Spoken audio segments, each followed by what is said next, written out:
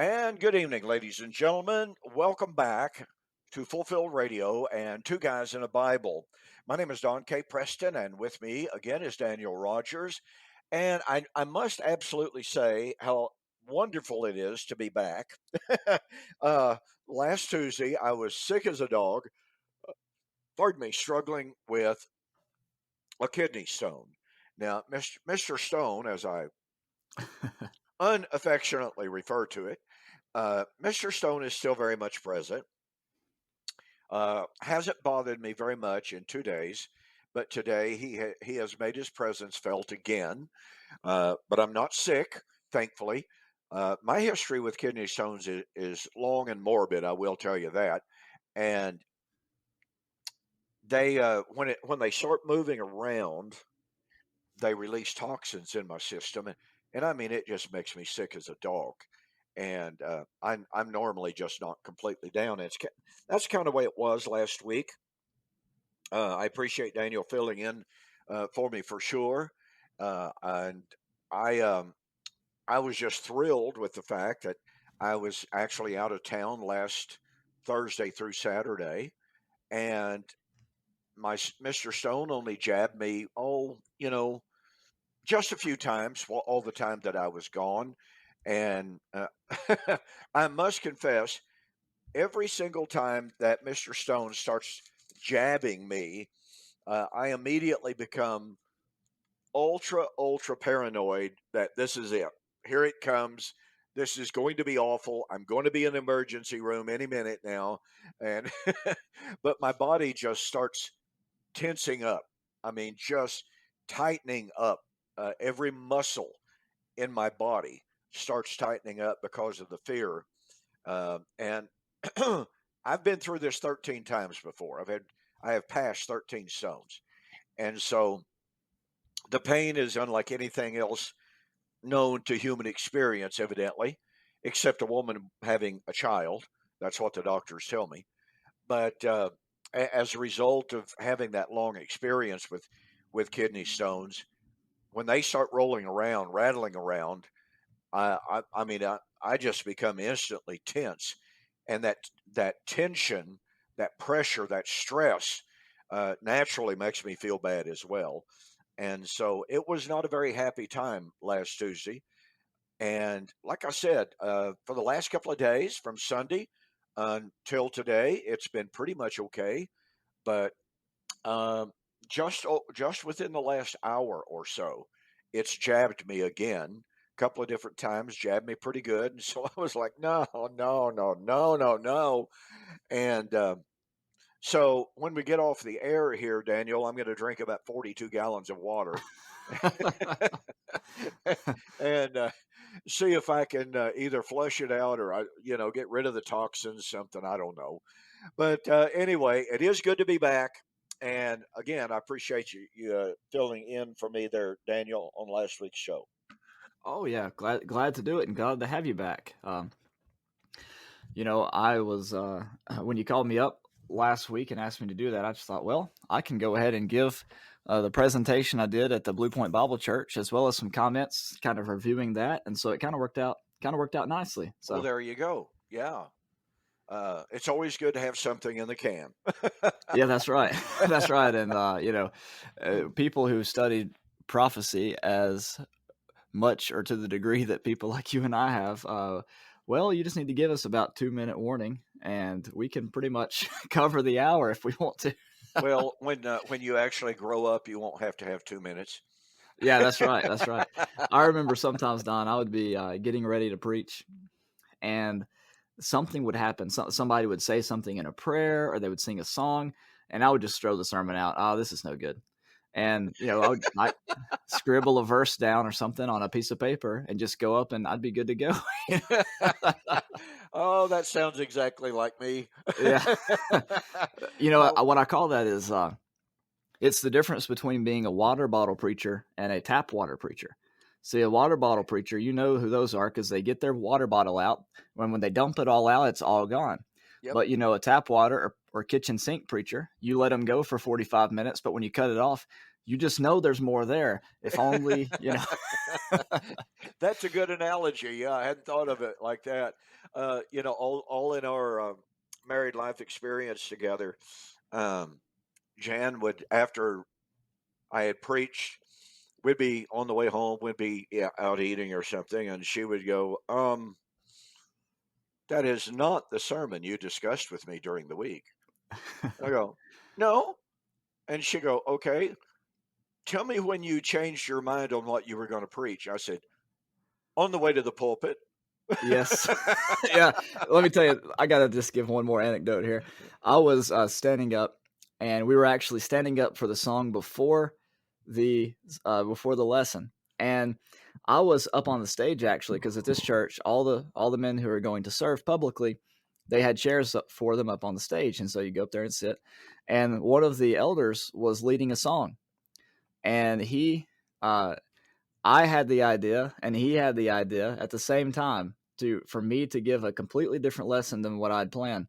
And I saw him write something down and I didn't even have to read the paper. I knew what he wrote down. And sure enough, when I got up there, it said he told me what he wanted me to speak on. And but I'd already made up my mind to do it. So I just flipped Yeah, over to Matthew 6:33, seek first the kingdom, and we talked about setting our priorities. So um I don't know if I would do something specifically like that now because of how I've changed my views on Hebrew 10:25. yeah, But it worked in the moment. So yeah, yeah. Well, when I very first started my public speaking, I'm not going to dignify the description with the word preaching, but when I was when I began my public speaking, yes. I was 13 years old, and who my mother and father both wanted me to be a minister. All of my growing up, that was not what I wanted to be, but nonetheless, that's what they wanted me to be. And so on Monday or Tuesday, my mom would come to me and say, "Oh, by the way, Don, you're going to be preaching at Wesley, Arkansas this upcoming Sunday." And I'm like, "What? What? No, I no. What? How did that happen?" Well, my mother and father knew the members of the church for almost every small country church in Northwest Arkansas. My father had preached at the great majority of those small country congregations. And so she would call one of the leaders of the church up. Very seldom did they actually have what you call elders, but nonetheless, pardon me, she would call him up and say, "Hey, would you like for my son to preach for you this Sunday?" Well, in 99% of those congregations, they did not have any kind of a full time minister. One of the men of the congregation would normally give a few words of exhortation, and about 99.9.9.9% of those cases, that individual is just thrilled absolutely to death for somebody else to preach, even if he was only 13 years old Right. and didn't have a clue what he was talking about. But anyway, so it was like, "Mom, I don't want to do this." Well, that's too bad. I've already spoken for you. They're looking forward to you. And on Wednesday or Thursday at the latest, she would hand me a fully typed out, word for word manuscript of my sermon for that upcoming Sunday. And she would say, "Here, memorize this." And Wow. I was like, yeah. I was just, and how can this even be happening? Right. And so, guess what? By next Sunday, I'd have it memorized and I would give it. And same thing would happen next week and next week and next week. Wow. Well, And so to jump forward some years, I got sick and tired of memorizing, a yeah, verbatim really. manuscript every single week. And we're talking 25-minute manuscript. Wow. And I just got tired of it. So I finally graduated to the point of extended outlines that I would sit down and would take what she had typed out and I would write out an extended outline. And at least that way, I had a little bit better idea of what she was wanting me to say, that the thought was actually soaking in of what she was wanting me to convey. And so I graduated to that extended outline, and then slowly, I graduated to a 4 word outline. Oh, wow. Good. And by the time I was in preacher school slash seminary, uh, I'll never forget. I was preaching at a little place called West Fork, Arkansas. Wonderful group of people. They had seen me literally grow up there. They probably were in amazement that I was turning out to be a preacher, but no, nonetheless, they they hired me to be their minister all the time that I was in preacher school, and we were actually on our way from Harrison, Arkansas, down to West Fork on one occasion. And I just told my wife, I said, I'm chunking my outlines. I said, I'm done.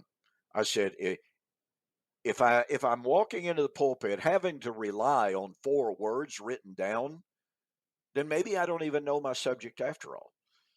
So I said, I'm done. And I've never picked up an outline except for my Printer's Pilgrim Weekend presentations.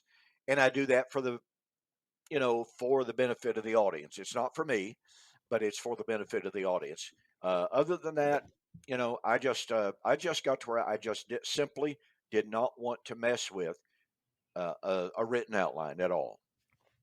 That's pretty much exactly what happened to me. We started doing a fifth Sunday event where all the young men in the congregation would take turns preaching, leading singing, doing the announcements, all that sort of thing. And the first sermon I gave in that was we split the pulpit up, 3 of us for 30 minutes, so about 10 minutes each. And somebody did hear and believe, somebody did repent, confess, and somebody did be baptized and live faithful. Well, I did the last one, and so I got up and read it word for word. And then I realized I did not want to do that again. And I probably had enough knowledge doing all those Bible bowls to just kind of go off the top of my head.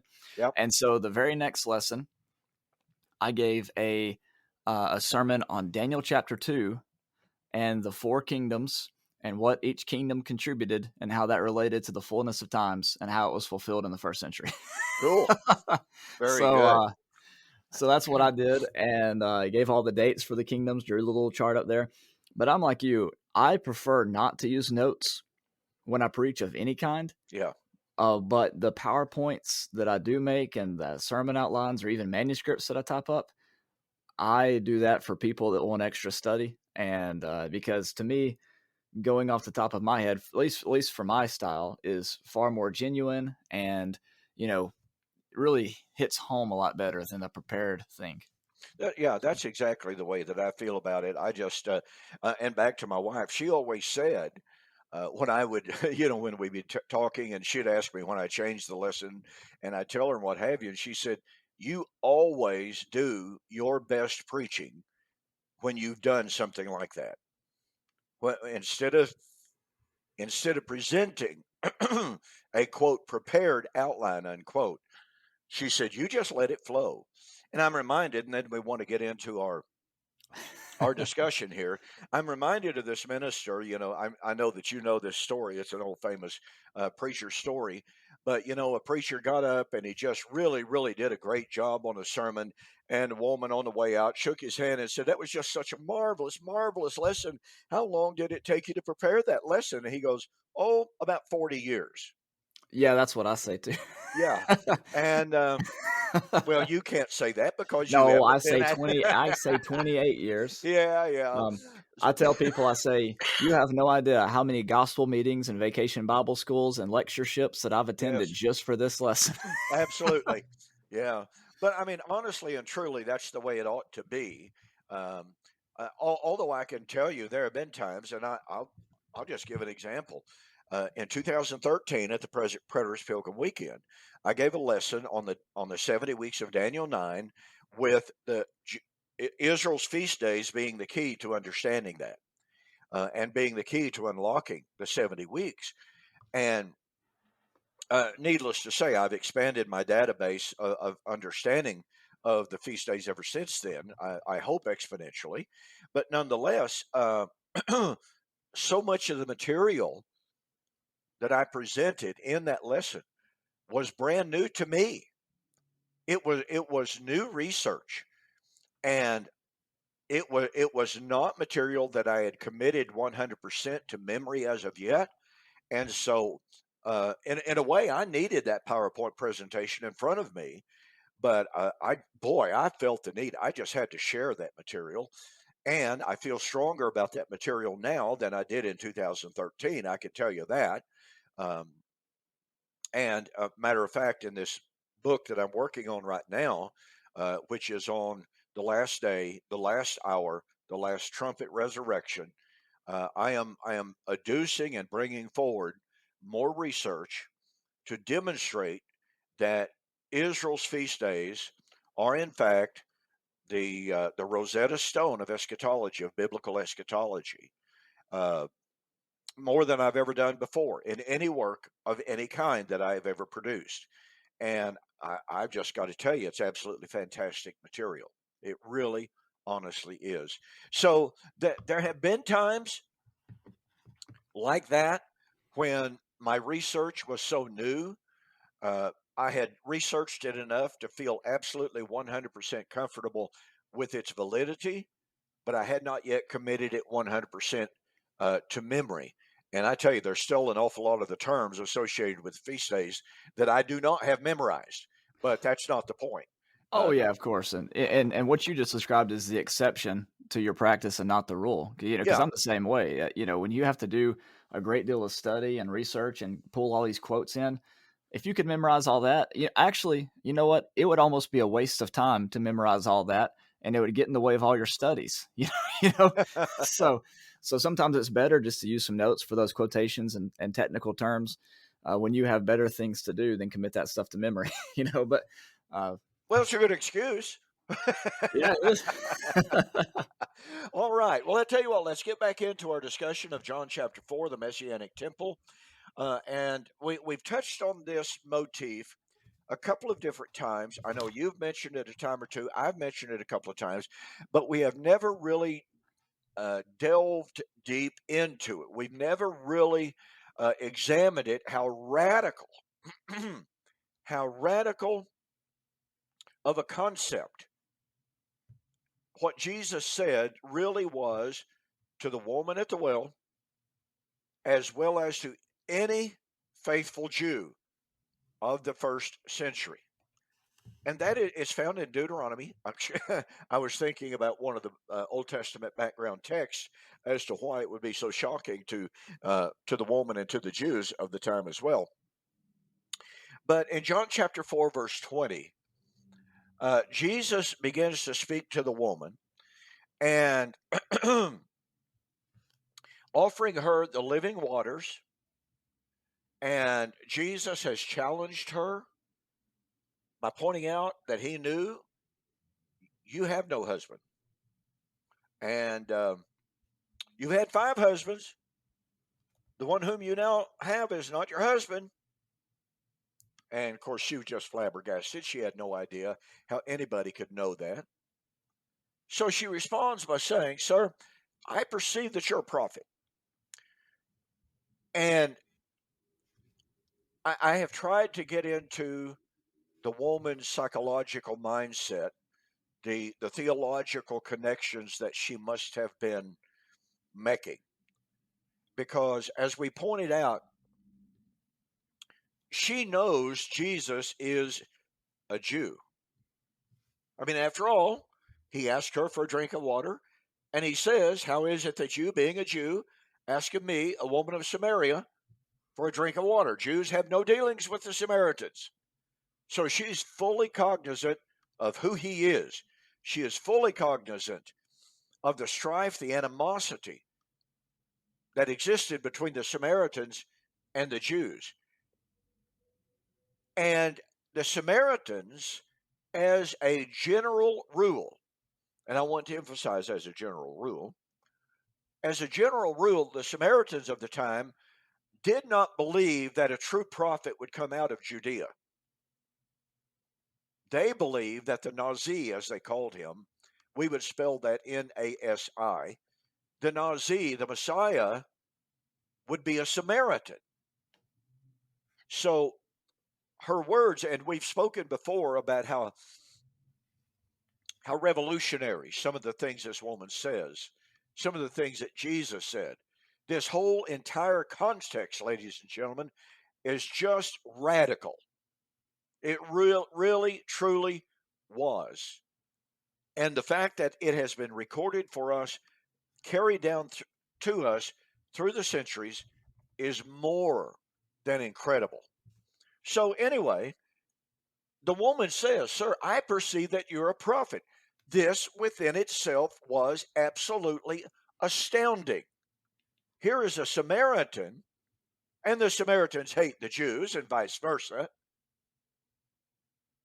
The Samaritans don't believe in a Judean prophet, and most assuredly, the Judeans don't believe in a Samaritan prophet. And here is this woman acknowledging, Sir, I perceive that you are a prophet. Well, like I said, that's absolutely stunning. And then she shifts gears, as it were.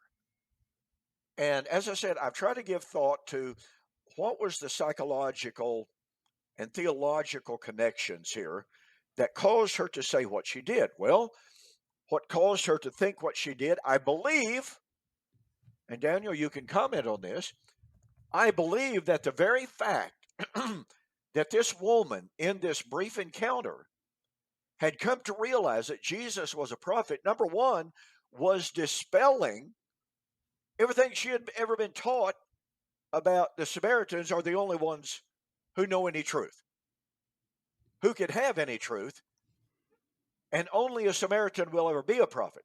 So already Jesus has dispelled that long standing prejudice and error on her part. And so she's just trying to reach out and say, well, our fathers worshiped on this mountain, and you Jews say that in Jerusalem is the place where one ought to worship.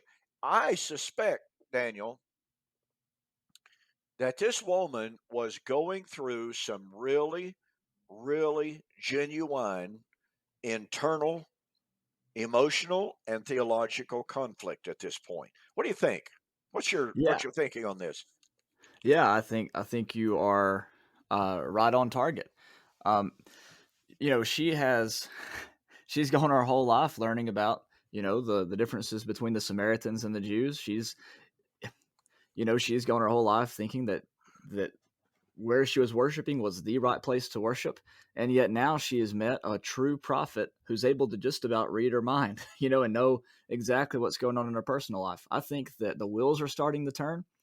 That she's just amazed and flabbergasted, and so now she's about to ask the one question that's been on her mind for a long time. I know I've made this comment before, but we come across verses sometimes, Don, where we think, well, that'll just be one of those things I'll have to ask Paul in heaven. Well, this is her question that she would ask Paul if or Jesus if she could go to heaven, but she doesn't have to because here she is right here in John 4. So you're Yeah. exactly right. Her cultural world, her religious world, maybe even her perceptions of her salvation and everything are now coming into question. It's like, Don, to give you a personal illustration.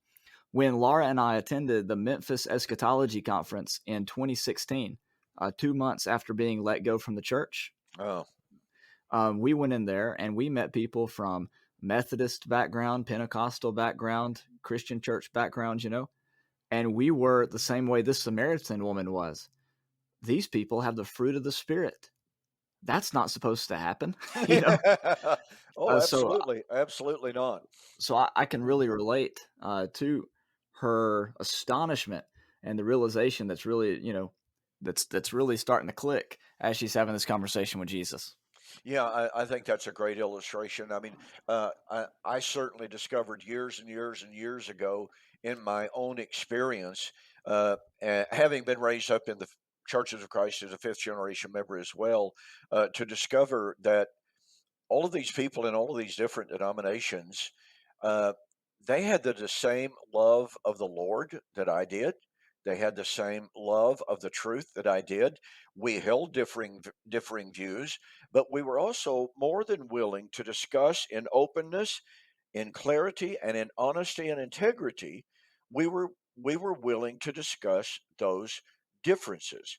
Um, we we didn't choose in these different assemblies with all of these different backgrounds. We did not choose to throw rocks at each other and to build walls. We were determined to build bridges and to open the lines of communication. And that And can, that's yeah, go ahead. yeah, I was about to say, and that's what Jesus is doing here. I mean, instead of traveling around Samaria, he just goes straight through it to Yes, open up these opportunities. and it should be noted from a historical perspective, and many historical sources have pointed this out. Pardon me. Uh, the standard practice of a good, faithful Jew at the time that this was written, the time this took place. If you were in Galilee, there was actually a way to cross the Jordan River to the east. There was, a good ford, not a car, but but there was a good ford Well, that. they drove Hondas anyways, Don. I know. I'm well aware of that. That's why I said it wasn't a Ford. so, so For those who don't know, they all came in one accord. There you yes, exactly right. Uh, so anyway, they would cross over Jordan to the east. There was a highway it was in ancient times. It was called the Highway of the Kings, and it was a well-traveled route. It was a dangerous route because of vagabonds and thieves and what have you. But you would go south on the Highway of the Kings. That way, you didn't have to go through those dirty, filthy Samaritan villages and be contaminated by those horrible Samaritans. And that was the normal. And we should be reminded at this particular point that in Luke chapter 7, I think it is, if memory serves me correctly at this time, on another occasion, that Jesus and his apostles were getting ready to go from Galilee to Jerusalem, and they were getting ready. They didn't cross over Jordan. They didn't go over east. They didn't take the highway of the kings. Jesus simply decided to go south and travel through the Samaritan region. And this village of Samaritans, we don't know which village it was exactly. Lots of speculation about it. But this village learned that a bunch of Jews were approaching their village, and a bunch of men went out there and would not allow them to pass through their village. Now, that's some good loving kindness and brotherly kindness for you. And so here is John, the apostle of love, for crying out loud, says to Jesus, Lord, do you want me to call down fire from heaven and burn them up? This is illustrative of the animosity that normally pardon me normally existed between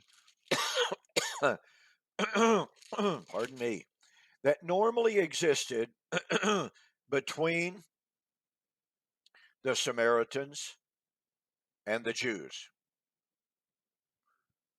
And here was John, this great apostle of love, don't you know, who was willing to just, I mean, sycophree these people. No concern about anything except retribution. And basically, Jesus said, John, you really need to think about what you're saying right here. Well, I have said this on many, many, many occasions. American Christians, white, middle class American Christian churches, uh, have for 150 years needed to learn the message of Jesus in John 4 and in Luke, and in his attitude toward people of different backgrounds. um, I have said this very commonly. I've said it very often. I will continue to say it.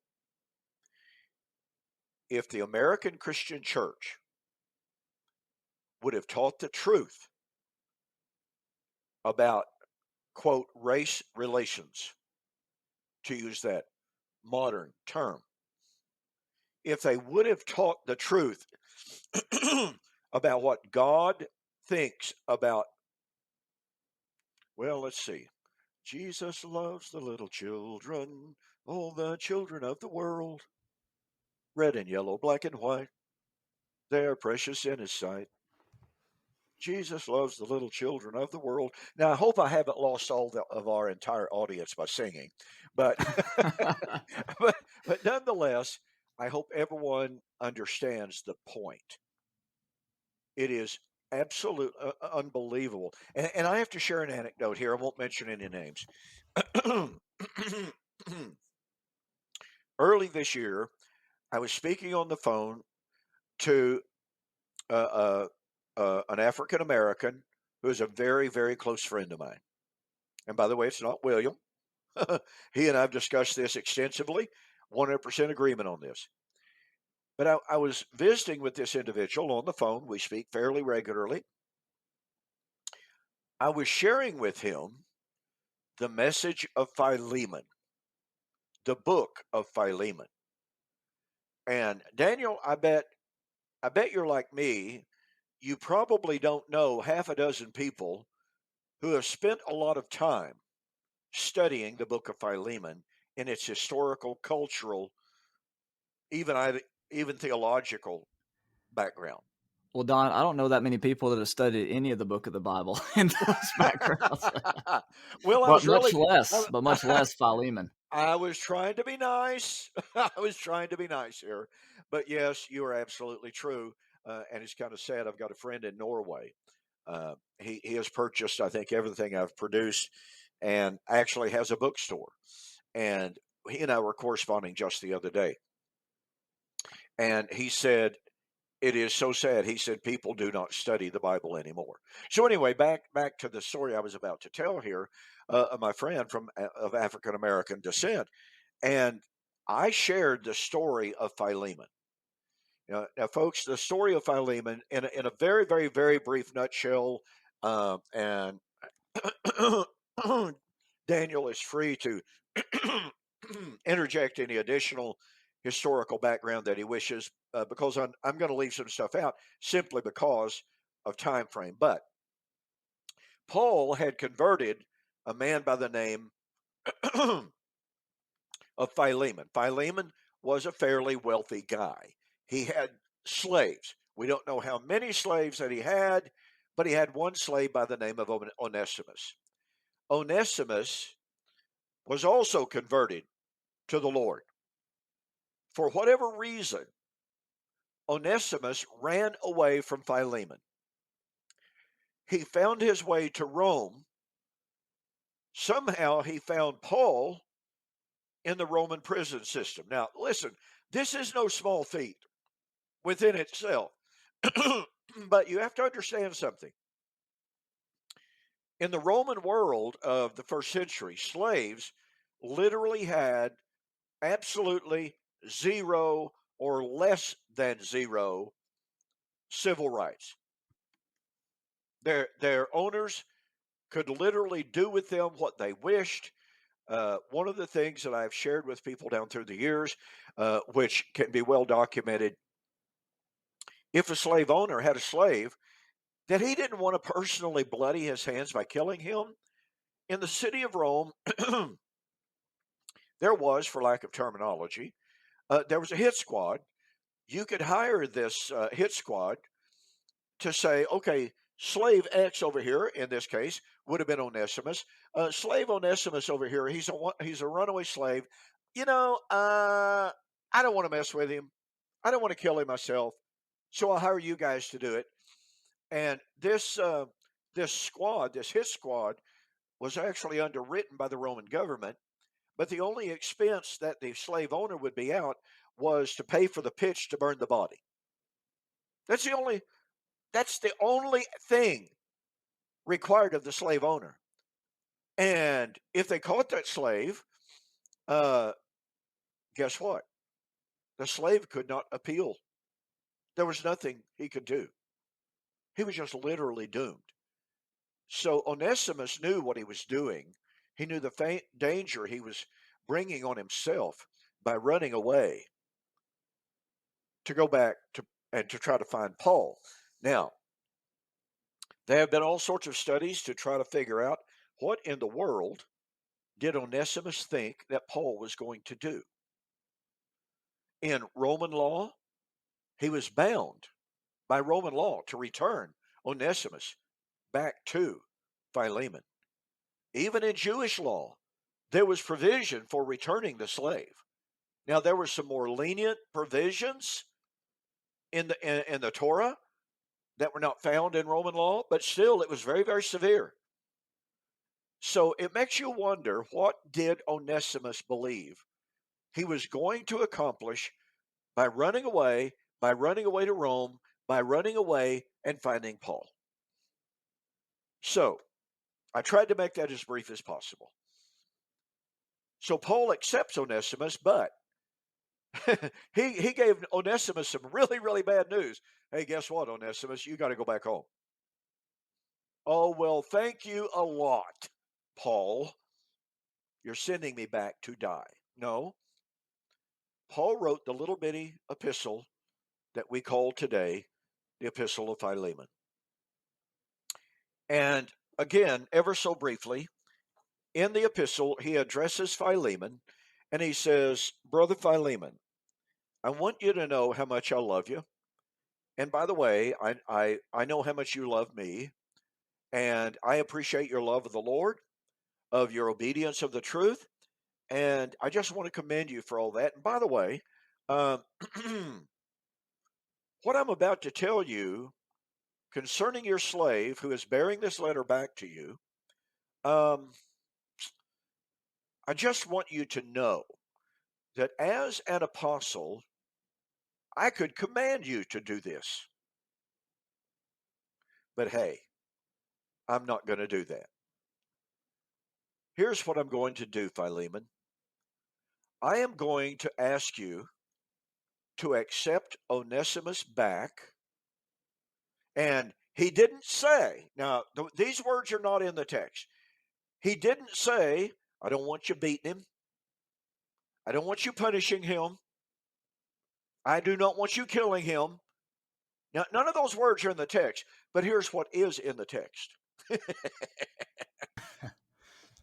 I want you to treat him not as a slave, but as a brother in Christ. And I can almost imagine Philemon reading that and going, say what? Treat a slave like my brother? Treat a slave according to the love that Christ has manifested toward me? Are you out of your mind, Paul? And Paul reminded him again. And now remember, I can command you to do this. But no, no, no. I am appealing to you based upon my love for you, your love for me, and your love for the Lord. And So, by the way, fix me a room because I'm on my way. exactly right. Yeah, yeah. By the way, when I get back, I'm going to check up and see how you treated Onesimus. So, I mean, this is an incredible, incredible story. I shared all of this and more too with this friend of mine. He had never, ever read the book of Philemon. He went ballistic. He was literally, Don, I have never heard this in my life. I said, that's the tragedy of the American Christian church. Far too many have never, they almost don't know the book of Philemon is in there. And now, why do I say all this, ladies and gentlemen? I want you may say, well, you're supposed to be talking about the Messianic temple. And here you talking about this stuff. Guess what, ladies and gentlemen? We are talking about Messianic temple. Why is that so? Well, probably in next week's program, and we'll need to prompt one another to remember to do this, Daniel. But in Isaiah 56, in Deuteronomy 23, in Isaiah chapter 60, in numerous passages of the Old Testament, we are told, shockingly, amazingly, that foreigners, people who are not of the bloodline of Abraham, they're not only not Levites, they're not even of Abrahamic lineage. And yet we're told they would offer in the Messianic temple acceptable sacrifices on the altar of the Lord. Now, remember, what is Jesus talking about here in John chapter 4? When the woman says, now, our fathers, they worship in this mountain. And to add a few words of verbiage that are not in the text, but you know very good and well, they're on her heart, on her mind. They're certainly in her theology. And they've taught us this is the only place where acceptable worship can be offered to God by anyone, and nobody that is not a Samaritan will ever be acceptable, and nobody but a Samaritan can offer acceptable worship. And of course, then there's the Jew who was saying, well, no Samaritan's going to offer a sacrifice acceptable to God in the Jerusalem temple. If they even try to get close to the court of Israel, we'll kill them. This, folks, is definitely behind the book of Philemon. Philemon is really, in one way, it's really all about the Messianic temple. Because it says, you know what? Things are changing in the mind and the heart, in a modus operandi of Yahweh. He was going to change from a pattern of worship, a modus of operation of worship that says, okay, you're the lineage of Abraham, you can worship. Now, we'll allow foreigners in. You got to be circumcised and baptized in order to worship at the temple. But hey, okay, that's okay. You can do that. But you still got to become a member of Israel to do that. And by the way, it's still only in Jerusalem. You're not supposed to worship anywhere else, according to Deuteronomy chapter 12, a passage that I inadvertently alluded to a while ago. Deuteronomy chapter 12, the Lord said the time was going to come, and it came not terribly long after that, that he was going to choose his place. He was going to choose the place, and that would be the place and the only place where acceptable worship could be offered.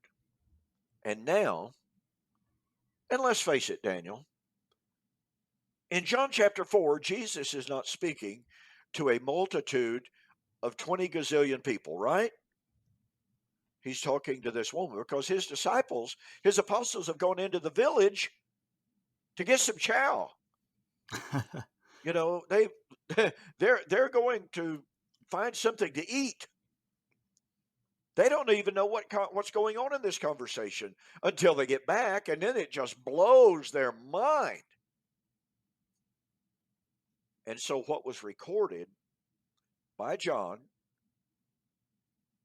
about what took place, about what was said, was absolutely incredibly radical. And obviously, when the apostles got back, they saw, they heard, they learned what had been said. Then they've transmitted that wonderful story down through the centuries to us. And yet, unfortunately, the Christian church has not learned that lesson well. Mm.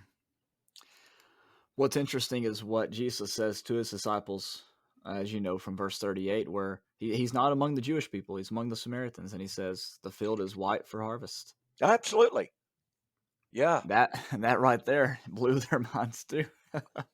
Well, this entire pericope is one of those, and I've said this on many, many occasions.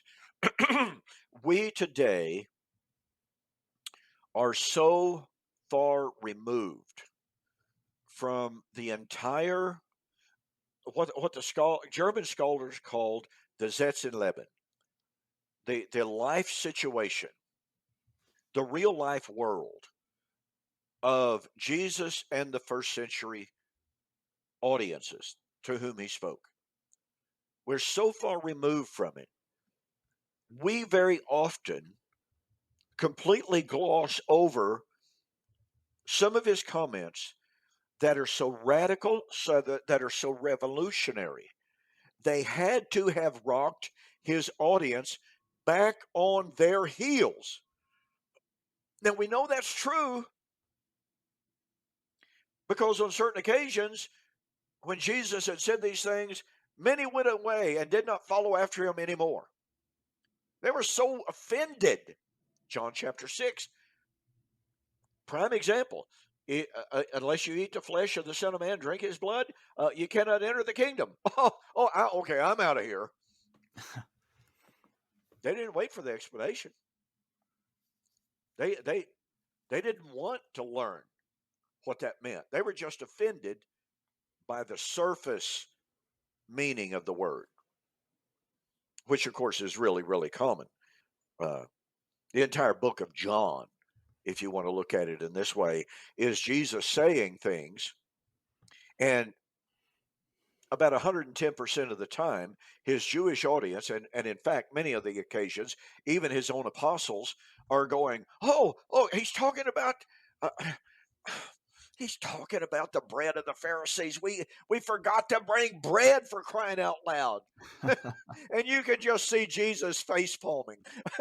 It's like, oh, geez, guys, you don't even get it. So again, over and over again, Jesus said things that his audience, because they were thinking, and he said it in John chapter 8. Why is it that you do not understand? Comprehend is a better translation. The words that I speak to you. It is because I'm from above. It's because you're from beneath. And because you're not listening. You're not on the same channel that I'm on. And that's what happens in eschatology. That's what happens in this entire subject of the Messianic temple. Our dispensational friends, they see the word temple, and temple means temple after all. The Bible says what it means, and it means what it says. Well, that's not necessarily true. We have to know what Jesus was actually saying, not what our cultural, social, even political culture matrix has imposed itself on us. Uh, I'm I am constantly pleased when I read scholarship, men such as Richard Hayes, N.T. Wright, Scott McKnight, Davidson, and a host of others, in which they point out that one of the problems that we have in reading the early church writers, I want everyone to pay attention because we're drawing down to a close here, and we'll get right back into this. But one of the most massive problems that we have in reading the patristics writings is because although they quote Hebraic scripture, okay, they do. Many of the patristics quote Old Testament prophecies like crazy over and over and over and over again. And yet, as these scholars are acknowledging and pointing out on an increasing level of awareness, although these patristic writers were quoting from the Old Testament, they were not using those Old Testament prophecies in the same way that Jesus did. And these scholars even go so far as to say, even though these patristic writers quote the Greek of the New Testament, they are not using the Greek in the same way the biblical writers did. They are imposing a later cultural Hellenistic perspective onto the New Testament Koine Greek. And my goodness gracious, the implications of this are astounding and they are profound. So we need to understand when we are reading pericopes, stories like this situation in John chapter 4. It behooves us as good students of the word, if we are going to truly get into the true meaning of the text, then we've got to get into the heart, to the mind, the culture, the times. And again, this that's in Lebanon, the real life situation of the audience and of the speaker, in this case, Jesus. So go ahead there, Daniel. Yeah, yeah, exactly right. One of the illustrations that I give is, if you've probably been in this situation, Don, where you go to clean out a relative's house or help them tidy up, or maybe you were a kid and just exploring and you happened upon a newspaper, from the early 1900s. What's the first thing that you do? You look at the date, you look at the author, and then from that you kind of figure out what's the culture, what music were they listening to, what was who was president at the time, governor, mayor, city council. You go through that list and you can kind of figure out what was exactly going on in that time. But when people pick up the Bible, those questions, who, what, when, where, why, how, they don't even pop into their brain. They don't know how to read the Bible as a book. And so this interaction between the Samaritan woman and Jesus, a lot of the wonderful meat and message contained in this passage is lost because they don't take the time to do what we've tried to do and establish the historical background. Let me share something you know, something you said there just resonates with me. I've got some good friends here in town. The woman, I mean, just catch the power of this. This woman has a degree in journalism from Stanford. Not exactly your podunk university, right? Right. Not exactly a paper mill. Okay. uh, they run a printing business here in town, and I use them all the time. And she's all the time asking me Bible questions. And 2 years ago, she said, "Would you mind going out to lunch with us and letting us just ask you a bunch of Bible questions?" And I said, "Oh no, I don't do things like that. I don't like to study the Bible with people at all." Yeah, yeah. So anyway, so we go out, and I wanted to establish some foundational principles, and it's some of the things that you just pointed out, Daniel. I told him, I said, "Look, one of the greatest problems that we have today in understanding the Bible is imposing modern, Western, Grecian, Hellenized worldviews onto the ancient text." And I said, "That is not proper hermeneutic." And this gal goes, "Time out. What is hermeneutic?" Okay, you got a degree in journalism from Stanford. She had never heard the word hermeneutic. So I explained it to her. I said, "It's the science of interpretation." I said, "Now, hermeneutic is based upon the following principles." And I even used the illustration of the newspaper. And I said, "When we pick up any piece of literature, what do we do?" I said, "In order to understand it, we go who, what, when, where, why, and how. Her eyes got as big as saucers. And she goes, what? And of course, I'm wondering, well, what did I say? What did I say? you know, uh, uh, did I say something radical? Did I say something revolutionary? What did I say? I said, what do you mean? What did I say? And she said, what was that you just said about who, what, who, when? I said, in order to understand any piece of literature, I said, before I answer that completely, I said, when you read the Daily Ardmorite, what does it tell you within the very first two paragraphs? And generally within the very first paragraph. And she goes, I don't understand your question. And I'm going, a degree from Stanford for crying out loud in journalism? Right. And she goes, uh, well, it'll tell you who it's talking about, what happened, or I said, keep going, keep going. and it didn't register. And finally, I said, look, within the first two paragraphs of a well written article, according to good journalism, and she just kind of made a face at me. And I said, it will tell you who, what, when, where, and how. And she goes, Dawn, I have this degree of journalism from Stanford.